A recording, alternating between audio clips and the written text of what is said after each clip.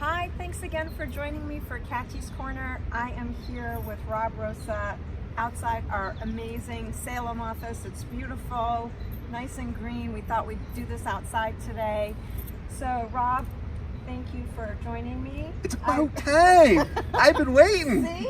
I haven't been out here, so I'm really happy to see you. How's it going? Fantastic. Good. Sales week, Awesome. UAT testing, QBRs, Perfect. everything in 1 week. All in 1 week. Awesome.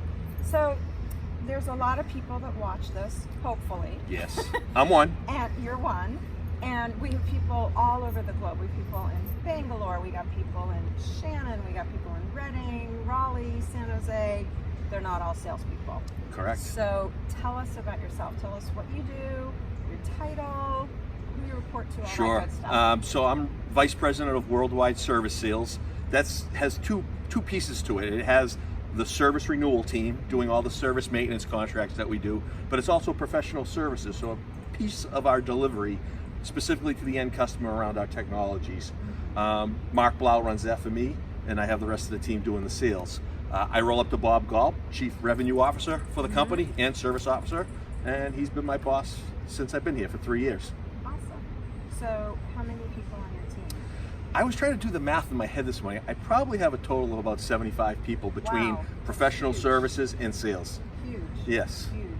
And you have a huge impact on the company, right? We represent 26% of the revenue for the company.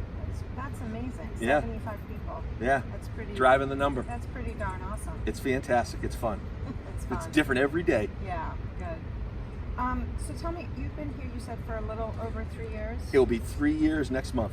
Great. Now, what did you do before that? I worked at the Big C with our boss, my boss, Yeah. for 16 years. And I was in the wow. services organization for all 16 years. Yeah. My career really started in finance. So I was I wanted you to talk about yes, that. prior to all of that, I was a CFO in a nonprofit.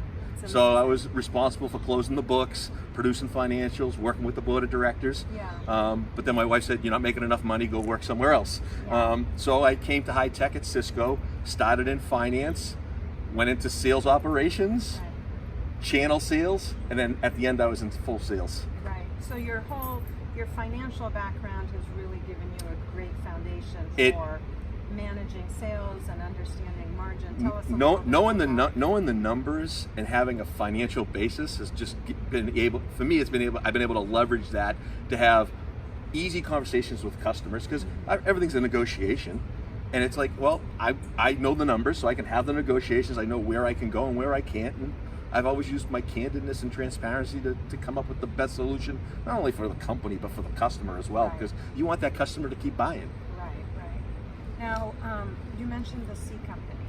What's your favorite thing about the E company? You were there for 16 years, so there was something that kept you there. Love- But then something caused you to come Yeah. to the E company, to Extreme. What do you love about Extreme? For me with Extreme, it's the opportunity to put my own mark on the company. At Cisco, I'll say it this way, you were a widget on the wheel. You were one spoke, one on the wheel.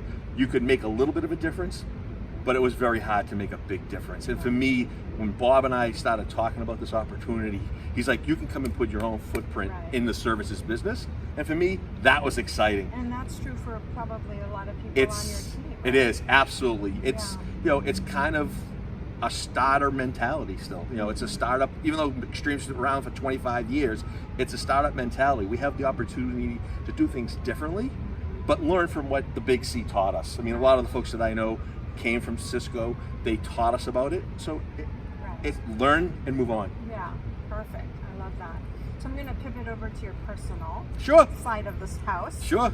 I know you have an amazing family. You and I have Oh. talked about that in the past. Yes. So tell me about your family and your kids and what they Sure, do. What sure. do they all do? Sure. So Kim's my wife. She works for Boston MedFlight. She works for a nonprofit, and she's a finance person as well.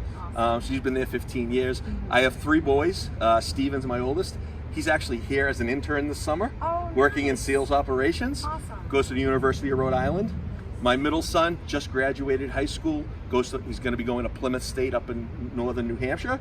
And my youngest is going to be a senior in high school, Michael, and he actually goes to vocational tech. He's going to be a carpenter. Oh, I love that. And so it's great. They're all older They're now. doing all kinds of different All things. different kinds of things. I've Yeah. tried to encourage them to do what they like and stick with it. And then on top of it, I also have my 80-year-old mother that lives with me for the last 20 years. Oh my gosh, that's awesome. Yes. That's So awesome. so I have my So family is important. family's the most important thing. We have a very small family. It's very important to me. It's the backbone. I grew up with my grandfather. My kids grew up with their grandfather and grandmother. They got to know the backbone of the Rosa family. So Right. it's been fantastic for me. That's amazing. I really love that. What do you, you have 3 sons, what do you wish for them in the future? To me, it's about finding the right path and stay on it, knowing that you're probably going to hit some roadblocks, and you need to figure out when you hit that roadblock, what do I do? Where do I go? But know that they have the support of their mother and father and the family Right. to make sure that they're not failing out there on their own. Right. Because this world is very different than when I grew up, and you need to be able to protect the family a little bit. Yeah, I love that. You also have a real strong sense of promoting women. I know Love we it. have talked about that, and you have at different times kind of Yes. whispered in my ear, go talk to this one's really important. So tell me your thoughts about, originally we started this series for the women's Yes. channel, but now It's- of course it's broadened. So tell us about Two that. of my leaders are obviously women. Yeah. Lynn Frazier, who's on the Women Council. Lynn came from the Big C as well. I Yeah. recruited her over. She does strategy for me, and she's fantastic with running the business, supporting the teams. And then I have Terry Gazowski, who runs the Americas for Yeah. me. And they're both very strong, phenomenal women. To Right. me, we need to be promoting the most qualified person, and Terry and Lynn are those folks. Right. And obviously, I was trying to look at my organization. I probably have a pretty high percentage of my inside service renewal team Right. that are females again. And how do we promote them, encourage them to Right. grow? I will tell you, you didn't know this, but I'm going to tell you. In December, Yeah. I sponsored a table at the Women in Technology event in Boston. Awesome. So all of the service IAMs Yeah. will be going, and I've Nice. extended it to a few other people. Nice. But I used to present at that when I was Right. at the Big C. Right. And so for me, it's passion about Right. doing the right thing for everybody. Right. To me, We always want the best athlete, the of course, best athlete. but you're gender neutral, which is, the best I athlete absolutely- can be a woman, it can could be. a man, it could be whatever. Right? I've had great women bosses, and I've had great men bosses, and to me, it's Right. like as long as it's the right approach, then I have never had a problem with it. Right, good. Well, we love having you at Extreme. You do amazing work. It's And, exciting. Yeah, and if you were to give one piece of advice, because there's a lot of, your 75 people are going to watch this. Yes. But then there's like a whole other There's a 2,075 lot. people that are going to watch this. If you were going to give one piece of advice, what would it be?